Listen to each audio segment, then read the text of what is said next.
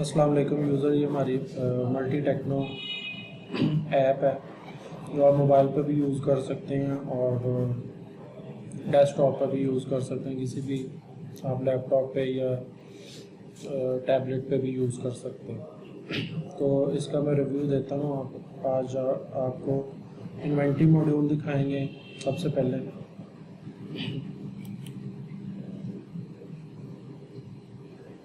Inventory module में item setups है। Item setup में इसका यूनिट टाइप है। यहाँ पर आप यूनिट टाइप्स जो है वो डिफाइन कर सकते हैं। जस्ट लाइक मैं क्रिएट करके दिखाता हूँ। Unit name let's suppose in litres, तो इसका हम इधर भी उसका नाम लिखेंगे। इसका कन्वर्जन रेट 1 बताएंगे और इज़ अ बेस यूनिट। तो इस तरह से इसको क्रिएट कर देंगे। मल्टीपल यूनिट्स भी ले सकते हैं उसका कन्वर्जन फैक्टर डालकर। जिस तरह ये डज़न है तो डज़न में सिंगल पीसेस जो है वो 12 आएंगे। उसका कन्वर्जन रेट फिर जो डज़न का होगा वो 12 होगा। तो इस तरह यूनिट टाइप डिफाइन करने के बाद हम फिर इसमें आइटम कैटेगरीज बनाते हैं। Means just like a location, हम उसमें लोकेशन रैक्स वगैरह हम उसमें बना सकते हैं। इस पर्पज़ के लिए यूज़ होता है। रैक 1, उसकी लोकेशन की आईडी दे देंगे। उसका डिटेल मज़ीद हम लिख देंगे।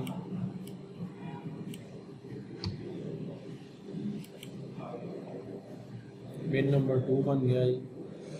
तो इस तरह से ये लोकेशन इसकी जो बिन है वो डिफ़ाइन होती है। Rack numbers. आगे हम इसमें कैटेगरीज डिफ़ाइन करेंगे।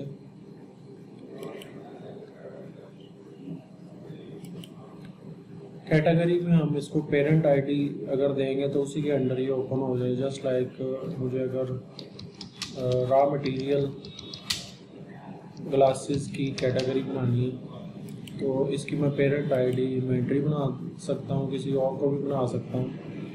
तो उसके बाद हम इसी का नाम भी इसको दे देंगे तो ये कैटेगरी बन जाएगी रॉ मटेरियल ग्लास की ये।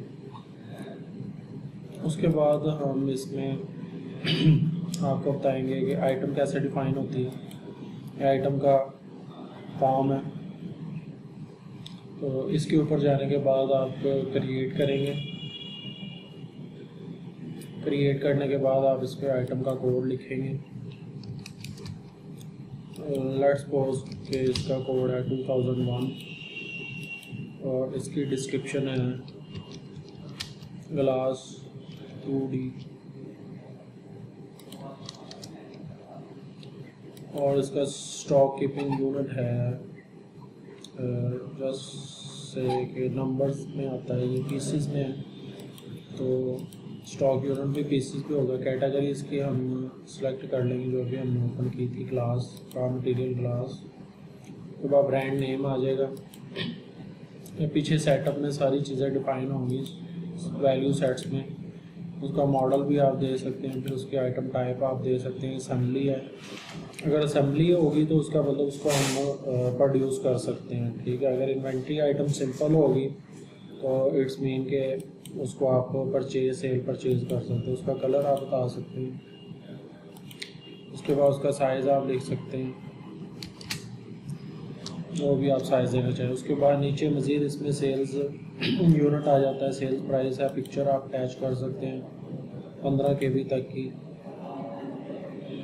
ठीक है, इसके बाद आप उसकी सेल्स स्कीम दे सकते हैं कि सेल्स स्कीम क्वांटिटी कितनी है और इसमें FOC क्वांटिटी कितनी है। यानी कि अगर वो 10 पीस लेगा तो FOC क्वांटिटी एक उसको साथ फ्री मिलेगी। तो ये इसकी सेल्स स्कीम बन जाएगी। फिर उसके बाद सेल्स स्कीम रन्स हैं, जैसे पॉइंट्स होते हैं तो ये भी हम रख सकते हैं। 5 पॉइंट्स हैं इसके। ठीक है, फिर परचेज प्राइस रख सकते हैं इसकी। उसके बाद इसको separate asset account, expense account, work in process, income account, scrap account लगा सकते हैं। अगर आपने इस आइटम को किसी स्पेसिफिक अकाउंट में इसकी ट्रांजैक्शंस करनी इसमें क्लासिफिकेशन अदर्स में इसकी मज़ीद आप डिटेल को दे सकते हैं। उसका मिनिमम स्टॉक क्वांटिटी आप बता सकते हैं कितनी होनी चाहिए, सेफ्टी स्टॉक डेज कितने होने चाहिए वो आप बता सकते हैं, preferred stock level, reorder level आप बता सकते हैं। तो उसके बाद उसकी क्लासिफिकेशन में उसका parent name, department, each and everything, ये चीज़ें आ जाएंगी। उसके बाद आप क्रिएट कर दें इसको, ये क्लास 2D के नाम से क्रिएट हो जाएगा। अब इन्वेंट्री में जो ट्रांजैक्शंस हैं वो मैं आपको दिखा देता हूँ कि ट्रांजैक्शन में आइटम एडजस्टमेंट आती है, आइटम ट्रांसफर्स आती है और ट्रांसफ़र ऑर्डर आते हैं। आइटम एडजस्टमेंट में आप इसका ओपनिंग स्टॉक डाल सकते हैं किसी भी आइटम का। जस्ट मैं इसको क्रिएट करता हूँ तो हमारे पास ट्रांजैक्शन आईडी आ जाती है, उसका एडजस्टमेंट अकाउंट आप इसका एज आ ओपनिंग जो स्टॉक है उसमें आप डाल सकते हैं इसको। डिपार्टमेंट आप सेलेक्ट कर सकते हैं, ऊपर से कंपनी सेलेक्ट कर लेंगे जो बाय डिफ़ॉल्ट आ रही है, क्लास आप सेलेक्ट कर लेंगे, मेनू, इधर से हम उसकी आइटम सेलेक्ट करेंगे। जैसे इसका हमने 2001 यूनिट कोड रखा था तो 2001 को हम सेलेक्ट करेंगे तो वो आ जाएगा 2001। तो इसका आइटम बैलेंस 0 है। यूनिट ऑफ ईयर हम इसका पीसी में सेलेक्ट कर लेंगे। इंटर क्वांटिटी हम ओपनिंग स्टॉक इसका डाल रहे हैं 100 क्वांटिटी का इंटू 50 इसकी प्राइस है, तो ये हमारा एज आ ओपनिंग स्टॉक इसमें डल जाएगा। इसका स्टेटस बाय डिफ़ॉल्ट अप्रूव्ड आ रहा है, आप इसको अनअप्रूवल पे भी रख सकते हैं, फिर आप बाय डिफ़ॉल्ट इसको अप्रूव करवा सकते हैं। तो एक तो ये ट्रांजैक्शन होगी। फिर दूसरी आ जाती हमारे पास इन्वेंट्री ट्रांजैक्शन में इन्वेंट्री ट्रांसफ़र आपने करनी हो एक लोकेशन से दूसरी लोकेशन में आप ट्रांसफ़र कर सकते हैं, एक सब्सिडरी से दूसरी सब्सिडरी में भी आप ट्रांसफ़र कर सकते हैं। ये इस पर्पज़ के लिए यूज़ होता है, यानी from location Lahore Islamabad to location Faisalabad. तो इस तरह से आप अपनी एक ब्रांच से दूसरी ब्रांच में इसको आइटम इन्वेंट्री को ट्रांसफ़र कर सकते हैं। 2001 आइटम है, 100 बैलेंस आ रहा है उसका, तो इधर हम उसका यूनिट दे देंगे पीसी में। अब हम 50 क्वांटिटी जो है वो उसको ट्रांसफ़र कर रहे हैं दूसरी ब्रांच में इस्लामाबाद से फैसलाबाद में। तो इस तरह से हम इसको ट्रांसफ़र कर लेंगे, एक दूसरी लोकेशन में ट्रांसफ़र हो जाएगी। और तीसरी ट्रांजैक्शन इसकी ट्रांसफ़र ऑर्डर होता है, वो भी हम एक सब्सिडरी से दूसरी सब्सिडरी में इसको हम डिफाइन ट्रांसफ़र करने के लिए यूज़ करते हैं। तो ये भी इसी पर्पज़ के लिए होती है। इसमें हम सब्सिडरी बता सकते हैं कि किस सब्सिडरी से दूसरी सब्सिडरी में जा रही है, ये चीज़ होगी। अब इसके बाद इसकी हम रिपोर्ट्स देख लेते हैं। रिपोर्ट्स में इसकी आइटम लेजर है, inventory profit margin, item closing report है। तो आइटम लेजर निकालते हैं तो एक आइटम का लेजर हम ले सकते हैं फ्रॉम फैसलाबाद। किसी भी आइटम को हम सेलेक्ट करेंगे, लेट्स सपोज 2001 को करते हैं, तो उसको हम सबमिट करेंगे। तो ये देखें हमारे पास ये 50 आइटम जिसके रिसीव क्वांटिटी में आ रहा है 2500 के हिसाब से।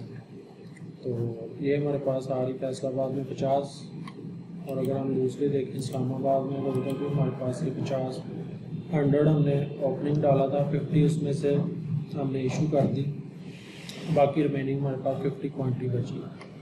तो इसी तरह हम इसमें ओवरऑल क्लोजिंग स्टॉक अगर देखना चाहें वो भी देख सकते हैं, इन्वेंट्री प्रॉफिट मार्जिन भी देख सकते हैं। क्लोजिंग की रिपोर्ट देखें, उसमें तमाम आइटम्स के क्लोजिंग बैलेंसेस आ जाएंगे, ओपनिंग बैलेंस आएंगे, फिर receive quantity, receive amount, issue quantity, issue amount, closing quantity और क्लोजिंग अमाउंट के साथ ही हमारे पास तमाम स्टॉक आ रहा है। इसको हम प्रिंट भी ले सकते हैं और इसको हम एक्सेल में डाउनलोड भी कर सकते हैं। प्रिंट लेंगे तो हमारे पास पीडीएफ में आ जाएगा, इसकी रिपोर्ट पीडीएफ में आ जाएगी।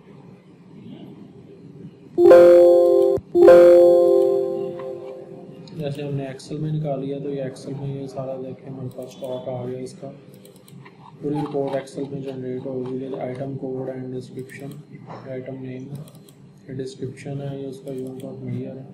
तो इस तरह से तीसरी रिपोर्ट इसकी हमारे पास होती है इन्वेंट्री प्रॉफिट मार्जिन की, और जब आप कोई आइटम सेल करते हैं उसके ऊपर कितना प्रॉफिट आ रहा है, तो वो उसकी रिपोर्ट होती है। ये जैसे मेरे पास ऑर्डर वाइज आ रही है, ये ऑर्डर नंबर है, कस्टमर नेम है, लोकेशन है, सेल्स रिप्रेजेंटेटिव है, item name, description, order quantity, cost rate है, cost amount, order rate, order amount, और इसके बाद हमारे पास इसमें आ जाता है प्रॉफिट मार्जिन और प्रॉफिट परसेंटेज। तो ये हमारे पास अगर इन्वेंट्री हमने देखनी आइटम वाइज कितना स्टॉक पड़ा हुआ, हम ग्राफिकली भी इसको देख सकते हैं कितना कितना स्टॉक पड़ा हुआ, कस्टमर वाइज भी देख सकते हैं, डिपार्टमेंट वाइज, लोकेशन वाइज भी देख सकते हैं और डिपार्टमेंट वाइज भी देख सकते हैं, उसके बाद क्लासेस वाइज भी देख सकते हैं।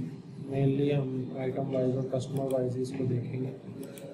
तो इस तरह से आप इसकी ग्राफिकल रिप्रेजेंटेशन भी ले सकते हैं। ये हमारा इन्वेंट्री का मॉड्यूल है। नेक्स्ट मॉड्यूल पे हम फिर डिस्कस करेंगे। जब तक अल्लाह हाफिज़।